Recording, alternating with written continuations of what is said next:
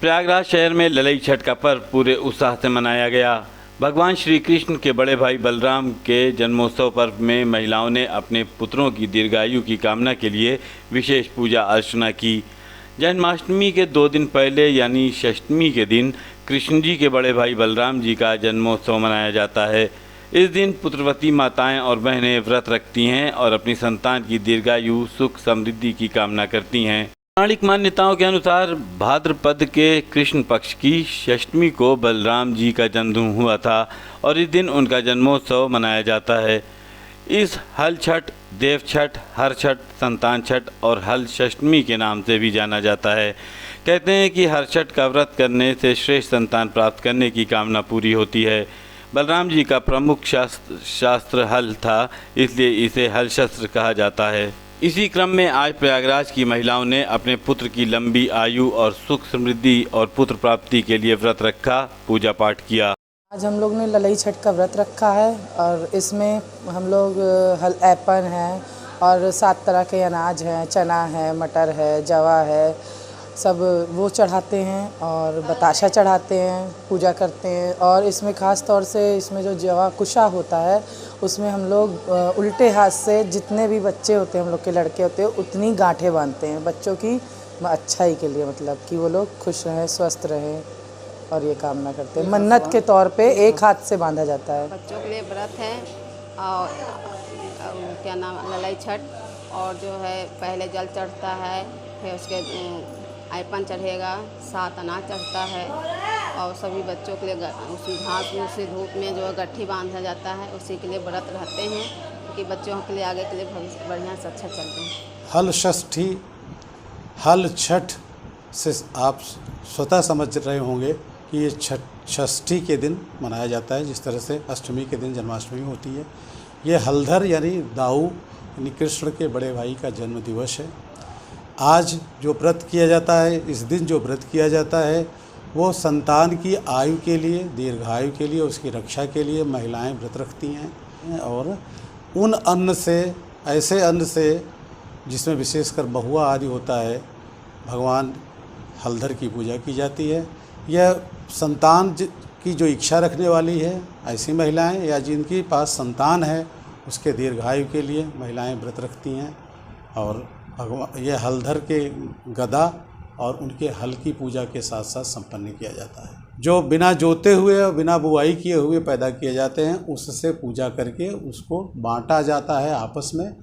इसके चीनी के बने हुए कसूरे में कुछ और भुने हुए अन्न रख करके पूजन किया जाता है, उसका प्रसाद वितरण किया जाता है। और इस व्रत को करने से संतान का लाभ, संतान का सुख, संतान प्राप्ति और संतान की निरोगता और उसकी मतलब हर तरह की सुख सुविधा उससे प्राप्त होने के लिए यह व्रत संपन्न किया जाता है। प्रयागराज जनपद के पूर्व मुफ्ती कोतवाली में आयोजित समाधान दिवस पर ड्यूटी से गायब रहने वाले 3 सिपाहियों को एडीजी प्रेम प्रकाश ने निलंबित कर दिया है।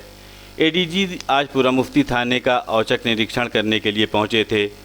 एडीजी की इस कार्रवाई से महकमे में हड़कंप मचा हुआ है। एडीजी प्रेम प्रकाश जिस वक्त कोतवाल समाधान दिवस पर फरियादियों की समस्याएं सुन रहे थे, इस दौरान मौके पर थानाध्यक्ष के अलावा चौकी की प्रभारी समेत 13 अन्य पुलिसकर्मी मौजूद मिले। इसके अलावा ड्यूटी पर आमद करने के बाद भी थाने से 3 सिपाही शैलेंद्र कुमार, आरपी सिंह और फारूक खान गायब मिले। इस पर एडीजी ने कड़ी नाराज़गी व्यक्त करते हुए अनुपस्थित तीनों सिपाहियों को निलंबित कर दिया। एडीजी की इस कार्रवाई से महकमे में खलबली मची है। प्रयागराज शहर के पौष इलाके सिविल लाइन में सेंट्रल बैंक के एटीएम की सुरक्षा भगवान भरोसे है। सिविल लाइन्स के बिग बाज़ार के सामने सेंट्रल बैंक के मुख्यालय में स्थित इस एटीएम बूथ के अंदर ना तो कोई सुरक्षा गार्ड है और ना ही बिजली के बल्ब, जिससे इस एटीएम से छेड़छाड़ करने वाले लोगों पर शिकंजा कसा जा सके। गुप्त अंधेरे में एक्टिव एटीएम बूथ में कभी भी कोई अनहोनी हो सकती है। बावजूद इसके सेंट्रल बैंक प्रशासन इसे लेकर सोया हुआ है। बैंक के एटीएम की सेवा देने वाले ग्राहकों से इसके लिए बाकायदा सर्विस चार्ज करता है, लेकिन इस एटीएम बूथ में ना तो लाइट है और ना ही सुरक्षा गार्ड। बैंक सेवाओं की इससे लचर तस्वीर प्रयागराज शहर में शायद ही कहीं आपको देखने को मिलेगी। प्रयागराज शहर में कोरोना के मामले लगातार कम होने के बाद अब स्कूल कॉलेजों के अलावा अब कोचिंग संस्थानें भी खुलने लगी हैं।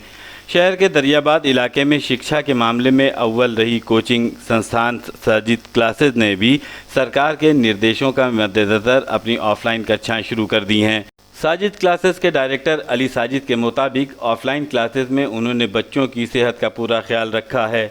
ऑफलाइन क्लासेस शुरू होने से पहले वो पूरे क्लासरूम को सैनिटाइज कराते हैं और इसके बाद सोशल डिस्टेंसिंग के पूरे निर्देशों का पालन करते हुए छात्र और छात्राओं को यहां प्रवेश देते हैं।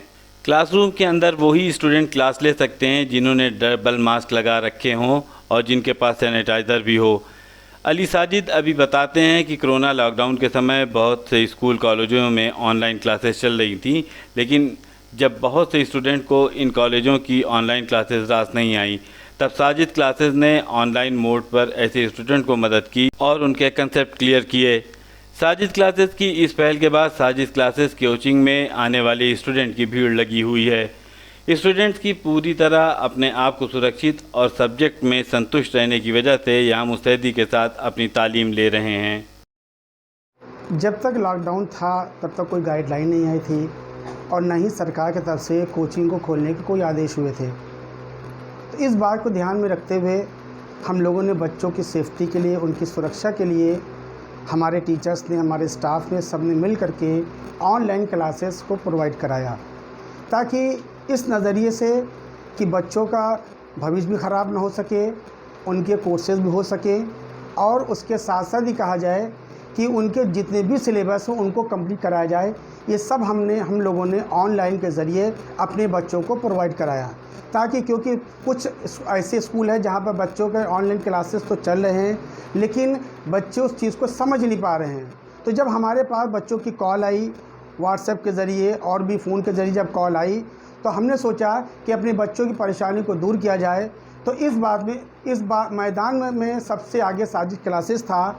साजिद क्लासेस ने बच्चों के पेरेंट्स से मिले, उनसे मिलने के बाद उनके दिल के ख़यालात को जाना और जानने के बाद सबने ये कहा कि हमारे बच्चों की पढ़ाई पे बहुत ज़्यादा असर हो रहा है, सरकार की तरफ से कोई गाइडलाइन नहीं आ रही है, कोरोना बहुत ज़्यादा फैल रहा था।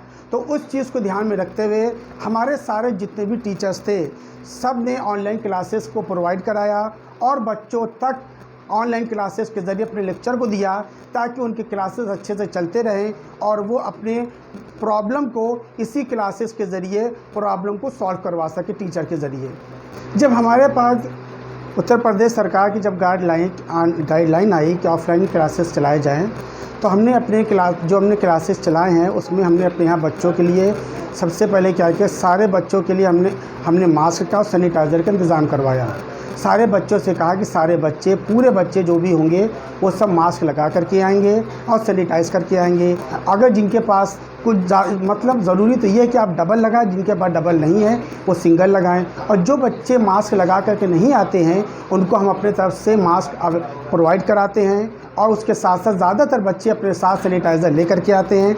हम उनका क्लास में एंट्री देने से पहले भी हाथ सैनिटाइज़ कराते हैं पूरी तरीके से, और जब क्लासेस ऑफ हो जाते हैं तो यहाँ से जाने के बाद भी एक एक बच्चे के मास्क को भी चेक किया जाता है और उनके हाथ को भी सैनिटाइज़ किया जाता है, ताकि हमारी क्लासेस चलते रहें और बच्चे जो है कोरोना जैसी महामारी से बचे रहें। हम लोग को बहुत अच्छी तरीके से पढ़ा रहे थे, हम लोग को जो भी पढ़ा रहे थे हम लोग को बहुत ही अच्छी तरीके से क्लियर हो रहा था, हम लोग को सब कुछ बहुत अच्छे से समझ में आ रहा था। सर हम लोग को बहुत अच्छी तरीके से पढ़ा रहे थे। अब जब यहाँ ऑफलाइन जब यहाँ कोचिंग खुल गई तो किस तरह से पढ़ा रहे, किस तरह से सेफ्टी कोरोना से करा रहे? जब हम लोग कोचिंग में एंटर होते हैं तो सर मास्क भी चेक करते हैं और हम लोग को सैनिटाइज़ भी करवाते हैं हाथ पे, और आते वक्त हम लोग को बहुत अच्छी तरीके से पढ़ाते भी हैं और हम लोग को सब कुछ समझ में भी आता है। उसके बाद फिर जब हम लोग जाते हैं तो भी सर मास्क चेक करते हैं और हाथ में सैनिटाइज़ भी करवाते हैं। वैसे तो सर कहते हैं कि 2 मास्क लगाओ, बट जिसके पास अवेलेबल नहीं है तो वो 1 मास्क ही लगा के आता है।